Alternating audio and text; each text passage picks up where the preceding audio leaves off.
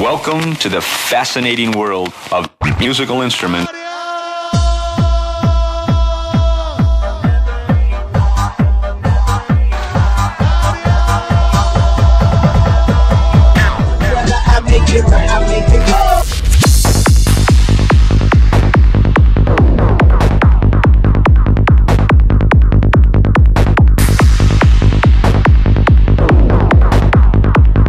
Paris, la ville lumière, la capitale des libertés. À l'heure où des milliers de visiteurs s'immortalisent sur la tour Eiffel, qui se souvient pourtant qu'il y a à peine un siècle, ici même, se pressaient des millions de badauds pour regarder d'autres hommes exhibés comme des objets de curiosité. De Lyon à Turin, de Londres à Hambourg, de Bruxelles à Chicago, de Genève à Paris, ce sont plus de 400 millions d'Occidentaux qui découvriront ceux que l'on considérait comme des sauvages dans de véritables zoos humains. Ironie de l'histoire, les fondations du futur musée des Arts dit premier se creusent aujourd'hui sur l'emplacement de l'une de ces exhibitions racistes.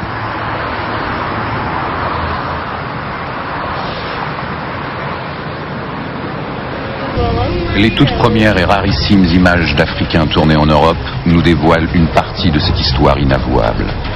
Le film, dont le titre original est Baignade de nègres, a été enregistré par les Frères Lumière au jardin d'acclimatation de Paris en 1896. L'année précédente, le spectacle se déroulait au pied de la tour Eiffel. Qu'est-ce que viennent faire des Noirs avec les femmes au sein nu, dehors, à Paris? C'est le côté étrange. On fait une baignade parce qu'on va mettre des enfants sur une pirogue, et pour que le jeu soit intéressant pour tout le monde, on jette des pièces de monnaie dans l'eau, et les enfants plongent pour aller chercher ça. Ça, c'est les premières photos que j'ai achetées du Champ de Mars, n'est-ce pas? C'est l'exposition ethnographie de l'Afrique occidentale du Champ de Mars 95, et vous reconnaissez les immeubles du Quai Branly. Alors voilà encore, dans la même idée, c'est ce côté surréaliste extraordinaire, où vous êtes dans la savane et il y a la tour Eiffel derrière. Venez voyager sans bouger de chez vous. La troupe vient chez vous. Vous allez voir ces sauvages, on a fait quelque chose sur les Dahoméennes extraordinaires. L'Amazone, ça fait rêver une Amazone, les Amazones Dahoméennes. Et elles ont des costumes qui n'existaient pas, ce sont des costumes de scène. Mais les gens ne le savaient pas. On n'a pas fait venir que des Noirs, on a fait venir des Lapons. Il y avait les Lilliputiens. Il y avait les Noirs d'un côté, les Lilliputiens de l'autre. Et puis il y avait la femme à barbe qui s'exhibait. Il fallait étonner les gens. Ils voyaient l'autre d'une façon extraordinaire, et en plus ils se rinçaient l'œil parce que les filles avaient les seins dévêtus. L'autre est toujours monstrueux. Regardez la beauté de ces personnages. Ils sont tous souriants, c'est une troupe de Hagenbeck, bien entendu. Kommerzienrat Karl Hagenbeck. Hagenbeck est un importateur d'animaux. Il fournit les animaux pour tous les zoos. C'est la grande époque où les zoos français, anglais et allemands se créent. Et puis finalement, il a été dépassé par son succès, plus exactement, il importait moins des animaux que des hommes, et il y a eu un succès fou. Il y a eu des millions de personnes qui venaient, et ça a rapporté beaucoup d'argent. Les premiers spectacles ethniques commencèrent ici.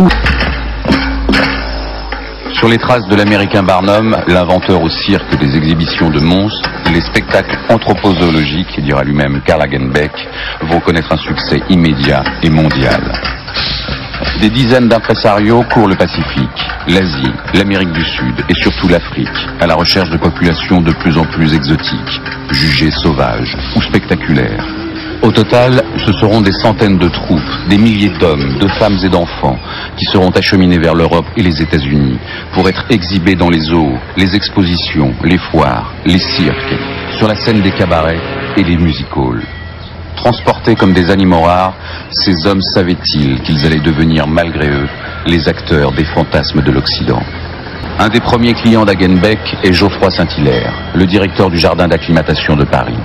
Pendant le siège de la capitale, en 1870, les habitants ont dévoré tous les animaux du zoo. Et il est en quête d'attractions nouvelles pour relancer ses affaires. Le succès de cette exhibition ethnographique au jardin zoologique d'acclimatation se trouve à la conjonction de plusieurs phénomènes. D'abord, le public est avide de spectacles, est avide de nouveautés et aussi avide de savoir. Et le fait de venir ici contempler la différence, c'est aussi quelque part faire œuvre d'éducation. Les savants ne s'y sont pas trompés.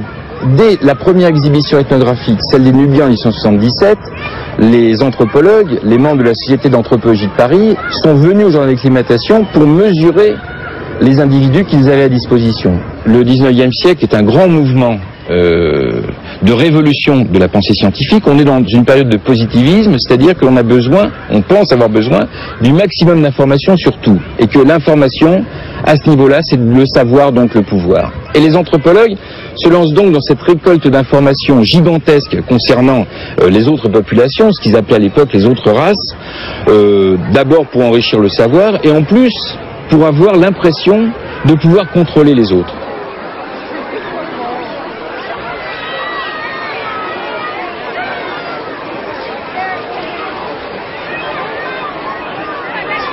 Le paradoxe dans la démarche anthropologique, c'est qu'en voulant instituer des classifications, une hiérarchie des races, faisait que, dans la tête des anthropologues et surtout pour le public, le fait de voir des races, entre guillemets, différentes derrière des barreaux, suffisait pour expliquer le sens de la hiérarchie.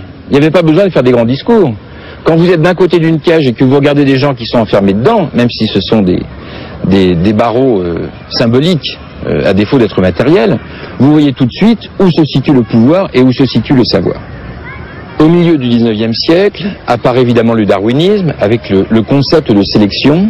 Les plus aptes sont sélectionnés par la nature pour survivre au détriment des plus faibles. Et il est certain que la logique de classification qui est entreprise à l'époque vise à instituer une hiérarchie des races.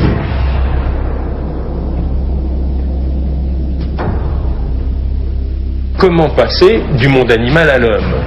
Il faut les fameux faits non manquants, parce que n'oublions pas qu'on est très gradualiste et que l'évolution ne fait pas de saut, selon la maxime de Leibniz, et que donc il faut trouver tous les intermédiaires, en particulier entre le singe et l'homme. Et comme on n'a pas les fossiles, eh ben on va mettre les nègres.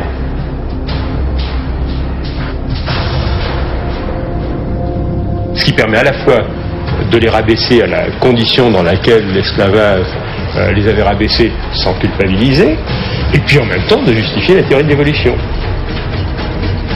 Il existerait donc, c'est ce qu'on pensait à l'époque, des races qui seraient plus à même à être civilisées ou à assurer le développement de la civilisation chez les autres. Et là, on est vraiment dans une logique de développement d'une politique et d'une idéologie coloniale. Désormais convaincu par les exhibitions et par les scientifiques que le sauvage existe, le public est tout prêt à soutenir la course aux empires coloniaux. S'appuyant sur cet engouement populaire, les grands États européens intègrent progressivement les zoos humains à leur discours colonial. Point d'orgue de cette propagande, les grandes expositions nationales et coloniales qui vont se succéder sans interruption à partir de 1890, à Lyon, Glasgow, Barcelone, Berlin ou encore Genève. Celle qui se tient à Bruxelles en 1897 est l'une des plus emblématiques. Si l'on fait venir autant de gens, c'est pour une raison évidemment, une fonction idéologique. Sur les 267 personnes congolaises venues à cette époque, il y en a à peu près la moitié qui sont des soldats, la force publique. Il s'agit de montrer à l'opinion belge et internationale qu'il y a déjà des œuvres accomplies par les Belges.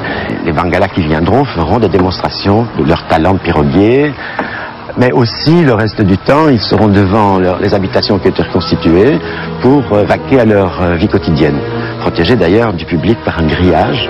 Il y a aussi ce qu'on appelait les pygmées, des nains, comme on disait à l'époque.